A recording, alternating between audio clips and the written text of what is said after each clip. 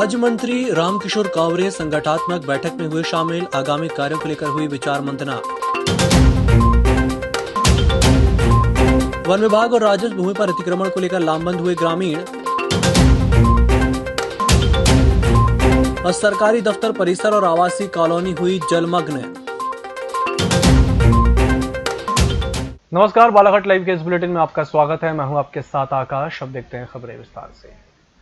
राज्य मंत्री रामकिशोर कावरे के द्वारा गुरुवार को संगठनात्मक बैठक को लेकर लामटा मंडल के पालक संयोजक, बूथ अध्यक्षों, वरिष्ठ भाजपा कार्यकर्ताओं की उपस्थिति में संगठन के आगामी कार्यों की विचार मंथना की गई। इस दौरान राज्य मंत्री रामकिशोर कावरे का लामटा भाजपा के लामटा मंडल में भाजपा पार्टी के कार्यकर्ताओं द्वारा गाजे बाजों के साथ चमनटोला में भव्य स्वागत किया गया। कावरे के द्वारा कार्यकर्ताओं से बारी बारी चर्चा की गई। लामटा की बैठक के बाद मंत्री के द्वारा चागो टोला में भी कार्यकर्ताओं से भेंट कर बकवाड़ा जलाशय के लिए प्रशासनिक स्वीकृति मिलने पर जानकारी दी गई।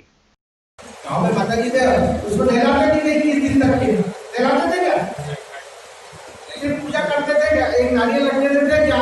21 दिन तक उसकी पूजा करते थे। उसके बाद बीमारी खत्म।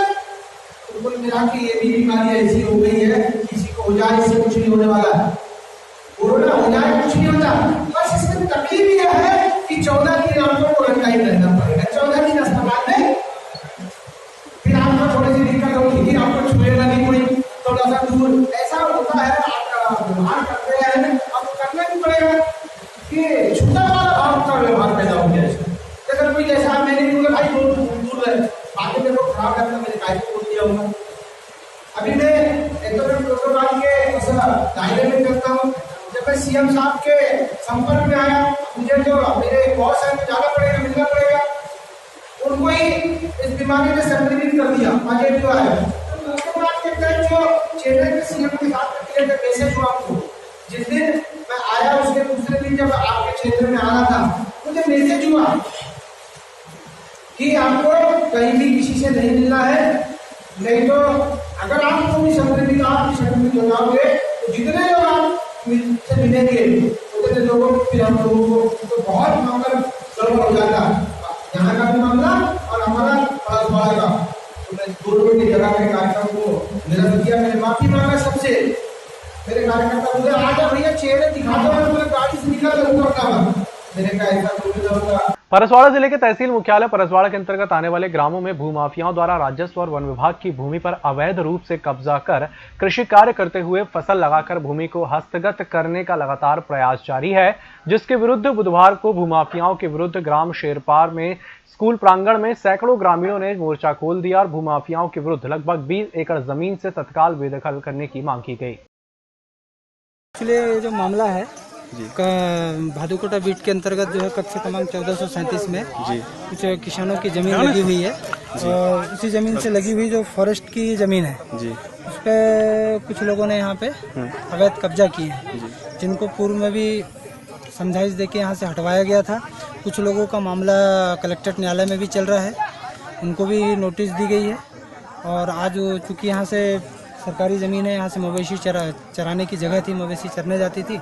आज अवैध अतिक्रमणधारियों द्वारा जो है मवेशियों को रोका गया, जिसके कारण ग्रामीणों में रोष व्यक्त हुआ और आज उसकी जांच के लिए मैं भी आया हूँ और आगे जो भी अवैध कब्जा है उसको हटाने की कार्रवाई मेरे द्वारा की जा रही है। अच्छा, ऐसे कितने लोग हैं जिन्होंने अवैध कब्जा किया हुआ है? अभी मेरी जानकारी में 5 से 6 लोग हैं ऐसे। यहाँ के? हाँ। कहाँ के रहने वाले? ये कुछ भीकेवाड़ा और हरिद्वार शेरपार के लोग हैं। क्या कार्रवाई होगी सर उन पर? इन पे बेदखली की कार्रवाई करवाएंगे। अभी तो हम इनको नोटिस जारी करवा रहे हैं, इनका जो भी जितना अवैध कब्जा है उसका नापजोख करके इनको नोटिस जारी करवाएंगे और उसके बाद इनको समय निर्धारित करके देंगे इनको कि तुम फसल के बाद जो है इस जगह से अपना कब्जा यहाँ से हटाओ। कटंगी नगर में बरसात पूर्व जल निकासी के कोई इंतजाम न किए जाने से 2 दिन की बारिश से ही व्यवस्थाएं सामने आने लगी हैं। गत 2 दिनों में लगातार हुई तेज बारिश के कारण आम रिहायशी इलाकों के साथ साथ सरकारी कार्यालय परिसर भी जलमग्न हो गए हैं। आलम यह है कि जनपद पंचायत परिसर से लेकर एसडीएम दफ्तर के सामने तक जल जमाव के कारण कीचड़ और दलदल से कार्यालयीन कर्मचारियों के साथ साथ आम नागरिकों को परेशानियों का सामना करना पड़ रहा है। जनपद कॉलोनी में समस्याओं का सामना करना पड़ रहा है। बुधवार की रात्रि लगभग 2 घंटे हुई झमाझम बारिश के बाद सरकारी दफ्तर परिसर भी जलमग्न हो गए। आलम यह है कि जनपद पंचायत व्यवहार न्यायालय परिसर, एसडीएम कार्यालय परिसर, बीआरसी, उपपंजीयक और लोक सेवा केंद्र के आसपास जल जमाव के कारण समस्याएं उत्पन्न हो गई हैं। बुलेटिन वक्त चले छोटे से ब्रेक का, जल्द हाजिर होंगे। नागपुर की सुविधाएं अब छिंदवाड़ा में, शहर के सबसे आधुनिक dental clinic dedicated implant facility के साथ।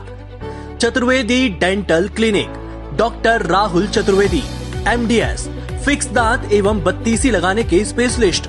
क्लिनिक में उपलब्ध सुविधाएं: दांतों की सड़न का इलाज, लैमिनेट द्वारा दांतों का सौंदर्यीकरण, आड़े टेढ़े दांतों को ठीक करना, स्माइल डिजाइनिंग, फिक्स बत्तीसी, dental implant, cast partial denture, root canal treatment, fix cap एवं ब्रिज, निकलने लगाने वाली बत्तीसी। समय सुबह 11 बजे से रात्रि 9 बजे तक, सोमवार से रविवार।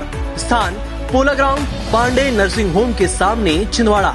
मोबाइल नंबर 9755496232 और 8839315742।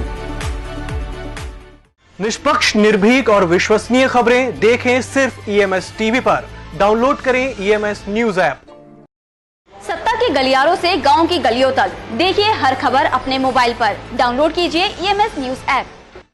हर घूंट सेहत से भरपूर, without sugar, without caffeine and with natural tea colour. Ayur Amrit herbal tea अपनाइए, जो हृदय के लिए रामबाण औषधि है। अब टी नहीं, सिर्फ आयुर अमृत हर्बल टी। ब्रेक के बाद एक बार फिर से आपका स्वागत है। बढ़ते हैं अगली खबर की ओर। पर्यावरण संरक्षण के लिए वन विभाग द्वारा गुरुवार को रेंजर कॉलेज के पास बजरंग घाट में वृक्षारोपण कार्यक्रम आयोजित किया गया था। वन महोत्सव के इस कार्यक्रम में पौधरोपण के अवसर पर विधायक गौरीशंकर बिसेन, नगर पालिका अध्यक्ष अनिल धुरावे, वन मंडल अधिकारी बालाघाट अनुराग कुमार, उप वन मंडल अधिकारी मोहित सूद मुख्य रूप से उपस्थित रहे। इस अवसर पर विधायक बिसेन ने कहा कि जिले में पर्यावरण को बचाए रखने के लिए हम सबकी जिम्मेदारी है और रेंजर कॉलेज और बजरंग घाट में घूमने आने वाले लोगों को शुद्ध ऑक्सीजन मिल सके, इसके लिए आज यहां वृक्षारोपण किया गया। परसवाड़ा मुख्यालय स्थित राम मंदिर में गुरुवार को भक्तों का तांता लगा रहा। भगवा ब्रिगेड के द्वारा हर्षोल्लास के साथ भजन मंडली और भोजन अनुष्ठान के बाद प्रसादी वितरण किया गया। गौरतलब है कि अयोध्या में राम मंदिर निर्माण की खुशी के साथ भगवा ब्रिगेड द्वारा स्थानीय राम मंदिर में सुंदरकांड का पाठ कर यज्ञ हवन आदि किया गया। वहीं दिन भर चले भजन मंडली के बाद प्रसादी वितरण किया गया। इस अवसर पर भक्तों द्वारा राम मंदिर प्रांगण की साफ सफाई और साज सज्जा कर रात्रि काल में दीपक जलाए गए।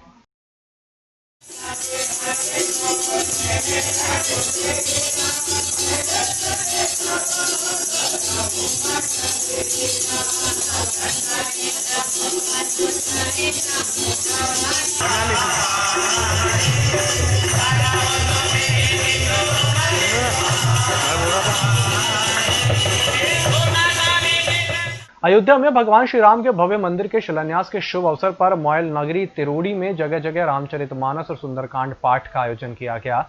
नगर के हनुमान मंदिर समिति, दुर्गोत्सव समिति, बाजार चौक आदि धार्मिक स्थलों में प्रभु श्री राम की पूजा अर्चना कर भजन गाए गए।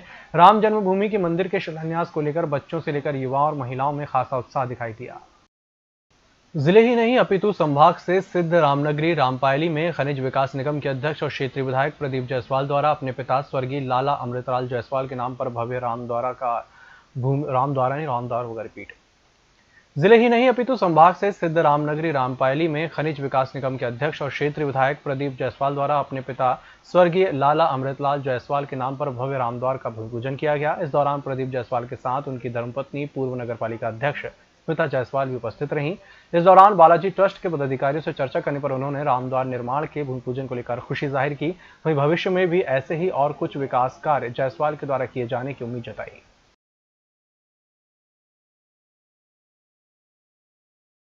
के लिए बहुत कुछ काम करना शेष है, उसके लिए जो भी संभव हो सकेगा आप सबके आशीर्वाद से काम करने का हमारा प्रयास रहेगा। इस अवसर पर हमारे सभी जो बुजुर्ग यहाँ पर उपस्थित हैं।